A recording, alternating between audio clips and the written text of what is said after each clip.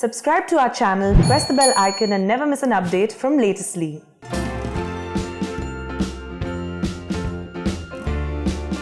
Ramadan is the holiest month for Muslims as they believe the Quran was revealed to Prophet Muhammad during this month.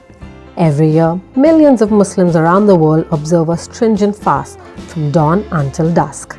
The fast includes abstaining from drinking, eating, immoral acts, and anger. Other acts of worship such as prayer, reading the Quran, and charity are also encouraged during the holy month.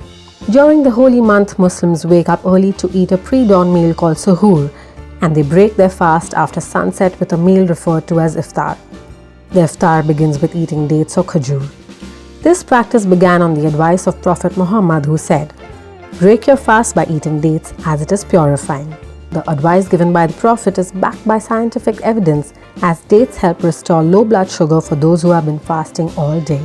One of the most common reasons for headaches or dizziness during the Ramadan is low blood sugar, which is why eating dates is very beneficial at the start of Iftar. Dates are rich in essential nutrients as they contain 6 vitamins and 15 minerals. This dry fruit is especially rich in calcium, phosphorus, iron, magnesium, and potassium. These nutrients prevent a fasting person developing health complaints like gallbladder inflammations, high blood pressure, and hemorrhoids due to the extended period of fasting during the month of Ramadan. After a long day of fasting, the human body tends to want to compensate the lack of food, and hence one lands up overeating. Eating dates at the start of the Iftar ensures that the carbohydrates in this fruit slow down the food digestion process and prevents you from overeating.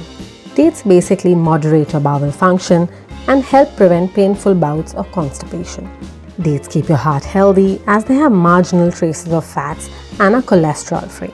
2 to 3 pieces of dates are considered as one fruit serving and contain just 70 calories.